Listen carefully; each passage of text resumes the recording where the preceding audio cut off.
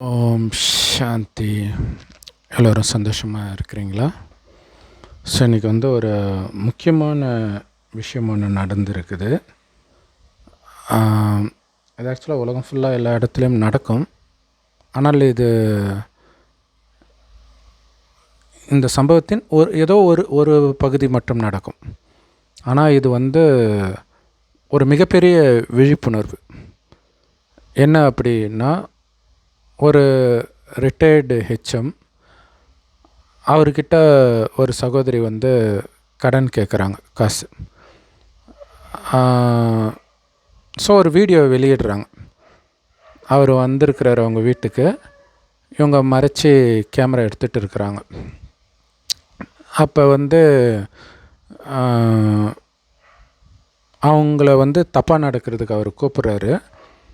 நான் உங்ககிட்ட காசு தானே கேட்டேன், திருப்பி கொடுக்குறேன்னு தானே கேட்டேன். இல்லை, நீ கொடுக்கவே தேவையில்ல அப்படிங்கிறாரு. ஸோ இதுக்கு முன்னாடி பேசியிருக்கிறாங்க அப்படிங்கிறது புரியுது. ஆனால் அந்த வீடியோவில் இவ்வளோ தான் இருக்கும். அப்போ அவர் தப்பாகவும் நடக்கிறாரு. அப்போ டக்குன்னு உதறிட்டு நான் உங்ககிட்ட இது தானே கேட்டேன் அப்படின்ட்டு சிரிச்சிட்டு தான் பேசுகிறாங்க அந்த சகோதரி. கோபமாக பேசல, எதுவுமே பேசல. ஸோ அதுவே ஒரு சந்தேகத்தை கிளப்புற மாதிரி எல்லாருமே கமெண்ட்டில் அது போட்டிருந்தாங்க, இது ஒரு ஹனி ட்ராப்பு, ஸோ இந்த மாதிரி ஏமாத்துறாங்க அப்படின்னாங்க. ஸோ காலையிலேருந்து இந்த நியூஸ் வந்துக்கிட்டே இருக்குது, அடுத்தடுத்த அப்டேட்டாக. அதுக்கப்புறம் லேட்டஸ்ட்டாக பார்த்தா இது என்ன நடந்திருக்குது அப்படின்னா, அந்த சகோதரியை இந்த ஹெச்எம் ஒருத்தர்கிட்ட வேலைக்கு சேர்த்து விட்டுருக்கிறார். யார்கிட்ட வேலைக்கு சேர்த்து விட்டாரோ அவருக்கும் இந்த ஹெச்எம் ஒரு 17 லட்சம் கடன் கொடுத்துருக்கிறார். இப்போ இந்த வீடியோ கம்ப்ளைண்ட் பண்ணுறதுக்கு முன்னாடியே வைரல் ஆகிடுச்சு. ஸோ அதனாலே நிறைய பேர் கமெண்ட் போட்டிருந்தாங்க, இது காசு பறிக்கிறதுக்காக பண்ணுற கும்பல் பண்ணுற வேலை, தேவையான அளவுக்கு அமௌண்ட் வராதனால ரிலீஸ் பண்ணிட்டாங்க அப்படின்னு சொல்லியிருந்தாங்க. ஸோ அதே மாதிரி தான் அது நடந்துருக்குது. அப்போ இந்த வீடியோவை காட்டி அவர்கிட்ட அந்த ஹெச்எம் கிட்ட பேரம் பேசினாங்களாம், அந்த 17 லட்சம் கடனை கழிச்சிடு அப்படின்ட்டு. ஸோ இவர் 10,000 ரூபா 15,000 ரூபா கொடுத்து வரார். ஆனால் இதுக்கு பின்னாடி 17 லட்சத்துக்கு ஆப்பு வைக்க போகிறாங்கன்னு அவருக்கு தெரியாது பாருங்கள். ஸோ காசு ஒரு பக்கம், இன்னொன்று அவர் இந்த மாதிரி சபல புத்தி உடையவர், நிறைய பெண்கள்கிட்ட அப்படி நடந்திருக்கிறார் அப்படின்னு அந்த சகோதரி சொல்கிறாங்க. அப்போ நடந்திருக்காருன்னு தெரிஞ்சால் நீ எதுக்கு அவர்கிட்ட காசு வாங்குற அப்படின்ட்டு நிறைய பேர் கமெண்ட்டும் கேட்டிருந்தாங்க. ஸோ அதுக்கேற்ற மாதிரி இப்போ எதுவும் நடந்திருக்குது.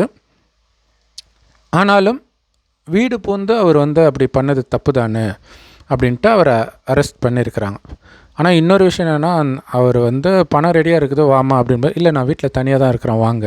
இவர் ஏற்கனவே இந்த மாதிரி தப்பாக பேசி வீட்டில் தனியாக தான் இருக்கிறேன் வாங்கன்னும் பொழுது அது அந்த வீடியோவில் வரல இல்லையா? ஸோ எவிடன்ஸ் தானே பார்ப்பாங்க. ஸோ இவர் போய் மாட்டிக்கிட்டு இருக்கார். ஆனால் போகும்போது கடைசியாக ஒரு வார்த்தை சொல்லுவார், என்னமோ ஏமாத்துற அப்படின்ட்டு போகிறார் அவர். ஸோ இதை பார்க்கும் பொழுது பைபிளில் ஒரு வார்த்தை இருக்கும், ஏழையாக பிறப்பவன் பாக்கியசாலி அப்படின்ட்டு. அது எவ்வளோ பெரிய உண்மை அப்படின்னு தெரியும். ஏன்னா ரொம்ப ஏழையாக இருக்கிறான்னா அவனுக்கு என்ன தான் பாவம் செய்கிற குணம் இருந்தாலும் அவனால் பாவம் செய்ய முடியாது. ஏன்னா காசு இருந்தால் தானே எந்த பாவமே செய்ய முடியும். ஆனால் நல்லவங்கிட்டேயே இந்த கலியுகத்தின் இறுதியில் காசு நிறையா இருந்துச்சுன்னு வச்சுக்கோங்களேன், அவன் கண்டிப்பாக ஒரு டைம் இல்லைனாலும் ஒரு டைம் பாவம் செய்ய ஆரம்பிச்சிடுவான். ஸோ நிறைய பேர் கமெண்ட்டில் இதை பற்றி தான் சொல்லியிருந்தாங்க, பென்ஷனே லட்சக்கணக்கில் வாங்கினா இப்படி தான் பண்ணிகிட்டு இருப்பாங்க. ஏன்னா ஒரு பக்கம் பார்த்திங்கன்னா நிறைய பேர் சாப்பாட்டுக்கே வழி இல்லாத நிலைமை இருக்கிறாங்க, ஒரு பக்கம் இப்படியும் நடக்குது. ஆனால் அந்த கெட்ட குணம் இருந்துச்சுன்னா எவ்வளோ காசு இருந்தாலும் அதுவே நமக்கு ஒரு மிகப்பெரிய யமனாக மாறிடும். ஸோ என்ன தான் சட்டமே மாற்றப்பட்டால் கூட யார் வேணாலும் அவங்க சம்மதத்தோடு யாரோட வேணாலும் காமத்தில் ஈடுபட்டுக்கலாம், அவங்க கணவன் மனைவியாக இருக்கணும்னு கூட அவசியம் இல்லை, இப்படியெல்லாம் சட்டம் வந்துடுச்சு இல்லையா? ஸோ இந்த சட்டத்தை எல்லாம் அந்த சகோதரி தெளிவாக தெரிஞ்சும் இருக்கிறாங்க. ஏன்னா அவங்க சொல்லும்போதே அவர்கிட்ட கேட்கும்போது இதில் என்ன தப்புன்னு, எனக்கு பிடிச்சவங்க கூட தான் நான் இப்படி இருப்பேன் அப்படின்றாங்க. ஸோ அப்போ அந்த சட்டத்தை எல்லாம் தெளிவாக தெரிஞ்சுட்டு தான் அவங்க பேசுகிறாங்க. ஆக்சுவலாக அந்த சட்டத்தை வச்சு தான் இவருமே மூவ் பண்ணியிருப்பார். ஆனால் அந்த வீடியோவில் எவிடன்ஸ் உள்ளபடி பார்த்தா அதுக்கு முன்னாடி என்ன பேசினார் அதுக்கெலாம் சாட்சி கிடையாது இல்லையா? ஸோ அதனால் பார்த்திங்கன்னா அவருக்கு எதிராக தான் சட்டம் பாயும். ஆனால் என்னதான் மனிதர்களுடைய சட்டம் மாறிக்கிட்டே இருந்தாலும் கடவுளுடைய சட்டம்னு ஒன்று இருக்குது, அது எப்போவுமே மாறாது. பெரும்பான்மையான மதங்கள் மதங்களில் உள்ள பெரும்பான்மையான சட்டங்கள் வந்து கடவுளுடைய சட்டத்தை தான் சொல்லும். ஸோ அதில் ஒன்று தான் விபச்சாரம் செய்யாது இருப்பாயாக, கணவன் அல்லது மனைவியை தவிர மற்ற ஆண் பெண்ணோட தவறான தொடர்பில் இருக்கிறது சொல்லியிருப்பாங்க. ஸோ ஆனால் இது வந்து மதத்தில் சொல்லப்பட்ட கடவுளுடைய சட்டத்தின் ஒரு 50% சொல்லலாம். ஆனால் ஒரிஜினல் சட்டம் என்னென்னா காமமே மகாசத்ரு அப்படிங்கிறது தான். அது கணவன் மனைவிக்கு இடையில் வந்தாலும் சரி. எப்போ கணவன் மனைவிக்கு இடையில் காமம் அதிகமாச்சு அப்படின்னு பார்த்தீங்கன்னா, அதாவது காமம் அதிகமாக அவங்களுக்குள்ள பிரச்சனை வர ஆரம்பிக்கும். ஸோ அதுலேயும் நமக்கு தெரிந்து அது அதிகமானது பார்த்திங்கன்னா இந்த 2-3 ஜென்ரேஷன்லேயே பார்த்திங்கன்னா இந்த கருத்தடை சாதனம்னு வந்தது பாருங்கள். அப்போ தான் காமம் அதிகமாக ஆரம்பிச்சிது. அப்போ கள்ளத்தொடர்பு இல்லாமல் இருக்கலாம், பட் தினம் காமத்தில் ஈடுபடுறது, அந்த காமத்துடைய அளவு அதிகமாகுது இல்லையா. ஸோ அது அதிகமாக அவர்களுக்குள்ள துக்கம் வந்தே தீரும்.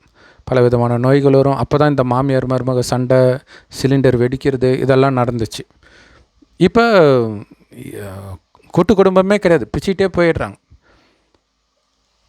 அடுத்தது கள்ளத்தொடர்பு இல்லையா. கூட்டு குடும்பமாக இருக்கும்போது கள்ளத்தொடர்பு இருக்காது, அந்தளவுக்கு வாய்ப்பு கிடையாது.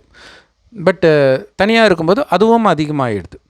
ஸோ அப்போ பாருங்களேன், இப்போ அங்கே கருத்தடை சாதனம் வரும்பொழுது இதையெல்லாம் யோசிச்சுருப்பாங்க. ஆனால் அப்போவே எனக்கு தெரிஞ்சு இஸ்கான் குரூப்காரங்க போராட்டம் நடத்துனாங்க, இது கூடாது, சமுதாயத்தை அழிச்சிடும் அப்படின்ட்டு.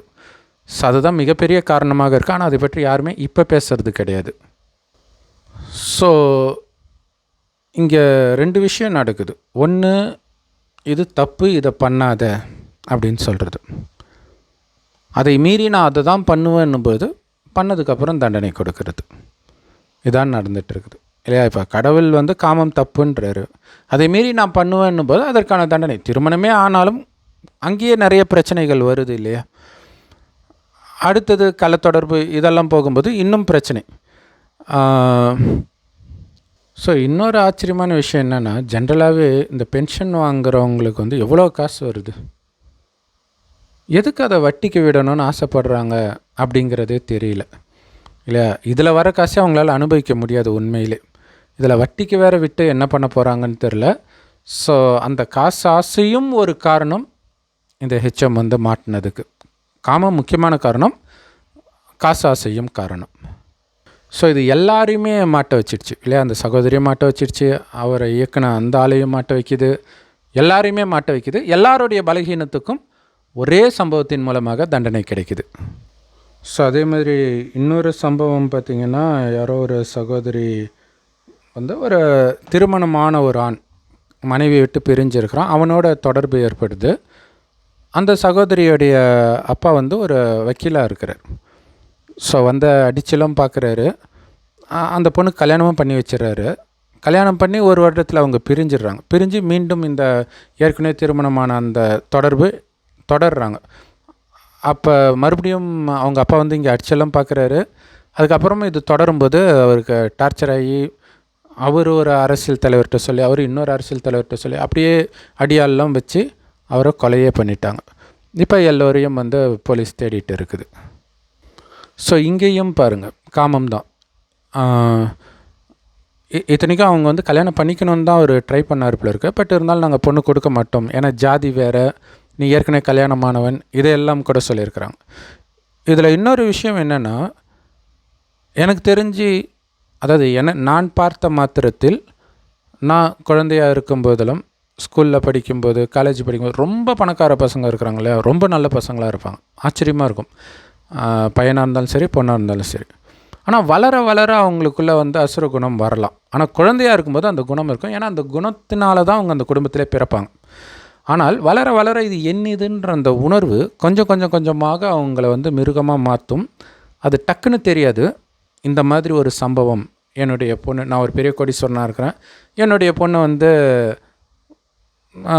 காசு வசதி இல்லாதவன், இந்த மாதிரிலாம் லவ் பண்ணும்போது அந்த டைம் மிருக குணம் வருது பாருங்கள். ஸோ இதுக்கு அடிப்படை காரணம் என்ன தெரியுமா? அதுக்கு தான் கடவுள் சொல்கிறாரு, இந்த நாடகத்தை நடத்த நீங்கள் ட்ரை பண்ணாதீங்க.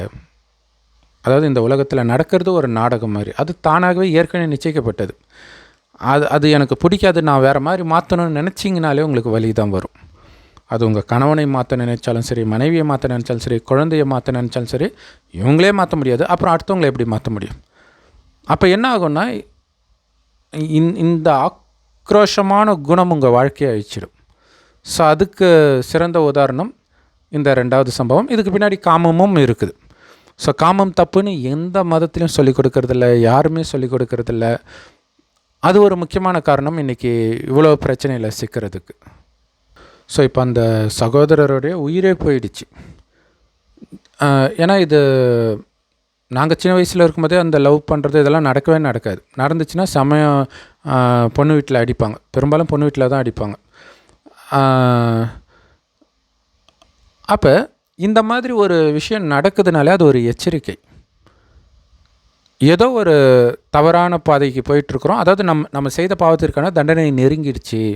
ஆனால் அப்பயும் நீங்கள் தப்பிக்க முடியும். இதை ஒரு வார்னிங் சைனாக புரிஞ்சுக்கிட்டு டக்குன்னு அதுலேருந்து நீங்கள் விலகிட்டிங்கன்னா தப்பிச்சிடுவீங்க, இல்லைன்னா மாட்டிக்குவீங்க. ஆனால் என்னென்னா, விலகுறீங்கன்னா மொத்தமாக விலகிடணும். இங்கே என்ன நடந்திருக்குன்னா, இவர் விலக ட்ரை பண்ணியிருந்தாலும் அந்த காமம் மீண்டும் மீண்டும் தூண்டும். மறுபடியும் கால் வரும்போது அந்த நேரம் மனம் சலனமாக இருந்தாங்கன்னா முடிஞ்சு போச்சு, இப்படி தான் மாட்டிக்குவாங்க. ஸோ அதனால தான் காமம் மிகப்பெரிய எதிரின்றது. ஸோ இப்போ 2 நாள் முன்னாடி பார்த்திங்கன்னா, அந்த எலி மருந்து காதலனுக்கு ஒரு பொண்ணு கலந்து கொடுத்தா. காரணம் என்ன, அவங்க அண்ணன் தங்கச்சி முறை வருது அப்படின்னு எல்லோரும் சொல்லியிருக்கிறாங்கன்ட்டு அவர் அவாய்ட் பண்ணுறாரு. அந்த பொண்ணு கடுப்பாயிடுச்சு, என்னையே அவாய்ட் பண்ணுறேன்ட்டு அப்படியே ஆசையாக பேசி கையில் பிளேடெல்லாம் கிழிச்சு ஃபோட்டோ எடுத்து அனுப்புது. பாரு ரத்தம் உனக்கு, நமக்காக உயிரே கொடுக்குறாளே அப்படின்ட்டு, நான் தனியாக இருக்கிறேன் வா நம்ம சந்திக்கலாம் அப்படின்போது, அப்போ போகும்போது தான் காஃபியில் எலி மருந்து கொடுத்து அவர் மரணப்படுக்கையில் இருந்தார். இப்போ எப்படி இருக்கார் தெரியல. ஸோ அதேமாதிரி இன்னொரு சம்பவம் இப்போ வந்திருக்குது. என்னென்னா, 2 பேர் லவ் பண்ணியிருக்கிறாங்க. அந்த பொண்ணு வேறு எங்கேயோ போய் படிக்க போகும்போது அங்கே வேறு ஒரு பையனை லவ் பண்ண உடனே இந்த பையனை வந்து கட் பண்ணுறாங்க. தொடர்பு கட் பண்ண உடனே அவனுக்கு கடுப்பாகுது. இவங்க வந்து அந்தரங்கமாக இருந்த வீடியோ ஃபோட்டோலாம் இவங்ககிட்ட இருக்குது, இதை வந்து நான் வெளியிட்டுடுவேன் அப்படின்னோடனே அந்த பொண்ணுக்கு பயம் வந்துடுச்சு. உடனே அந்த பையன்கிட்ட சொல்லியிருக்கிறாங்க. உடனே புது லவர்கிட்ட அந்த புது லவர் சொல்கிறான், சரி ஒன்றும் பிரச்சனை இல்லை, நீ வந்து அவனை தனியாக மீட் பண்ணணுன்னு வர சொல்லுன்ட்டு அந்த வயல்வெளி இருக்கிற இடத்துக்கு கூப்பிட்ருக்குறாங்க. இவனை நைட்டு போயிருக்கிறான் லவரை பார்க்கணுன்ட்டு. அப்போ பாருங்களேன், நான் வந்து உன்னை கொலை பண்ணிவிடுவேன் அப்படி இப்படின்னு சொல்லிட்டான்னா, அடுத்து அவங்க வந்து தப்பிக்கிறதுக்காக என்ன வேணாலும் பண்ணுவாங்க அப்படிங்கிறது இவனுக்கு தோணலை பாருங்கள். அந்த நேரம் ஒரு சபல புத்தி வருது பாருங்கள். ஸோ அப்போ அந்த லவர் வந்து இரும்பு ராடால் அடித்து அவனை நாயெல்லாம் அடித்து கொளுத்தி போட்டு போயிருக்கிறாங்க. ஸோ இதில் பார்த்திங்கன்னா, ஒன்று காமம் இல்லையா, சலனப்பட்டு அவன் போகிறான். இன்னொன்று அந்த காமம் வந்துடுச்சுன்னா மனுஷனுக்குள்ளே மீதி அந்த 5 விகாரத்தில் மீதி 4 விகாரமும் தானாக வந்துடும். காமத்தின் மூலமாக தான் வருமே. பார்த்திங்கன்னா சின்ன வயசில் குழந்தைங்களுக்கெல்லாம் பார்த்திங்கன்னா அந்த கோபம் அதெல்லாம் பெருசாக இருக்காது. முந்தைய ஜென்ரேஷன் வரைக்கும் அப்படி தான் இருந்துச்சு, இப்போ மோசமாக இருக்குது. ஸோ எப்போ அந்த கோபம் இதெல்லாம் வரும் அப்படின்னா, எப்போ மனதுக்குள்ளே அந்த எதிர்ப்பால் ஈர்ப்பு ரொம்ப சின்ன வயசுலேயே அந்த டிஃப்ரென்ஸ் தெரியுது இல்லையா, அப்போ தான் இதெல்லாம் வரவே ஆரம்பிக்கும். இது எந்த அளவுக்கு காமம் அதிகமாகுதோ அந்த அளவுக்கு கோபம் அதிகமாகும். பற்று, பேராசை, அகங்காரம் எல்லாமே அதிகமாக ஆரம்பிக்கும். ஆனால் இதை பற்றி சிந்தனையே நாம் இல்லாமல் இருப்போம். பாருங்கள், ஒருத்தர் மேலே காமம் வந்துடுச்சினாலே எல்லோரையும் விட அவங்க மேலே தான் பற்று அதிகமாக இருக்கும். எனக்கு கிடைக்கலன்னா நீ உயிரோடவே இருக்க தேவை, உன்னை கொலையே பண்ணிடுறேன்ட்டு எலி மருந்தில் விஷம் வச்சாங்களே அந்த அளவுக்கு அழிச்சிட்டு போகும். ஸோ காமம், பற்று, அதே மாதிரி கிடைக்கலன்னொடனே கோபம், அவங்களுக்காக எதை வேணாலும் செய்யக்கூடியது அந்த பேராசை, அகங்காரம்னா யார் தெரியுமா, எல்லாமே வந்துடும். அந்த காமத்தை மட்டும் அழிச்சிட்டிங்கன்னா மற்ற எல்லாத்தையுமே நீங்கள் ஈஸியாக அழிச்சிடலாம். உங்களுடைய உண்மையான குணமான அமைதியில் உங்களால் நிலச்சிருக்க முடியும். இங்கே பார்த்திங்கன்னா, இந்த 3வது சம்பவத்தில்